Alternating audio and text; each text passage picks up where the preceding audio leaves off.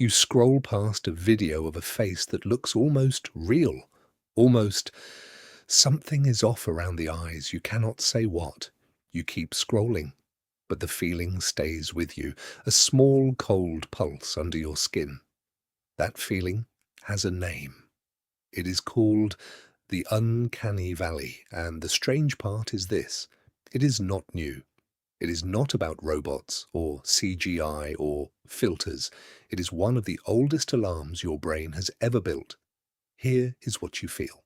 Not fear exactly, not disgust exactly. Something between the two. You like human faces. You like machines that look like machines. But somewhere in between, right where a face gets almost human and stops, your affinity drops off a cliff. Graph that relationship and you get a dip. A valley sitting right in the middle of the curve. The man who first mapped it was a robotics professor in Tokyo named Masahiro Mori. In 1970, working on prosthetic hands and early humanoid machines, he noticed something.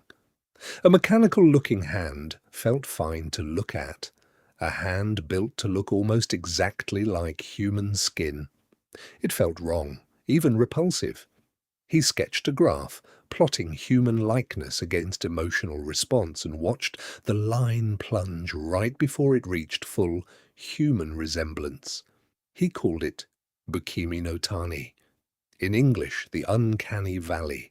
Why would your brain punish something for being close to human? One answer comes from disease. Psychologist Paul Rosin spent decades studying disgust and found it is not random. It is an ancient detection system built to keep you away from contamination and illness. Waxy skin, dead, unblinking eyes. Your brain pattern matches fast on instinct, before your conscious mind has any say in it. A second answer goes deeper, into fear of death itself. Researcher Carl McDorman proposed the mortality salience hypothesis. In his experiments, uncanny, almost human faces made thoughts of death more accessible in people's minds, much like other direct reminders of mortality. An almost human figure, still and slightly wrong, resembles nothing so much as a corpse. Your brain reacts to that resemblance whether you want it to or not. Here is where it gets stranger. In 2009, researchers Sean Steckenfinger and Asif Ghazanfar showed macaque monkeys 3 versions of a monkey face: realistic, cartoonish, and almost, but not quite, real. The monkeys spent noticeably less time looking at the almost real faces than at either of the other two. No monkey ever watched a horror film. No monkey has cultural myths about robots. And yet the same avoidance showed up anyway. So, what does that mean? If a monkey brain still recoils from an almost real face, this cannot be something you learned. It is older, wired in, long before anyone built a robot. Out on the savannah, a group member who looked subtly wrong was information.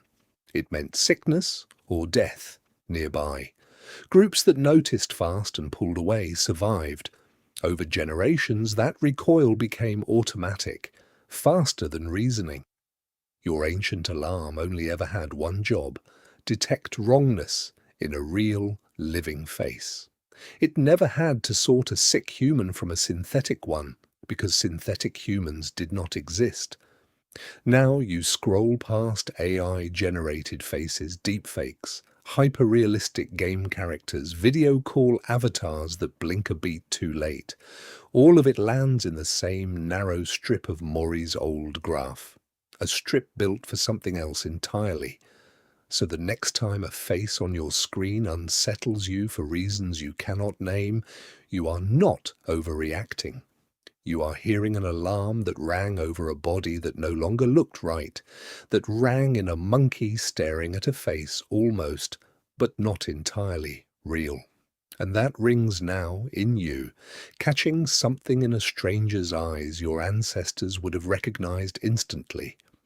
You scroll past a face that looks almost real, and somewhere underneath the scroll, an alarm older than language quietly does exactly what it was built to do.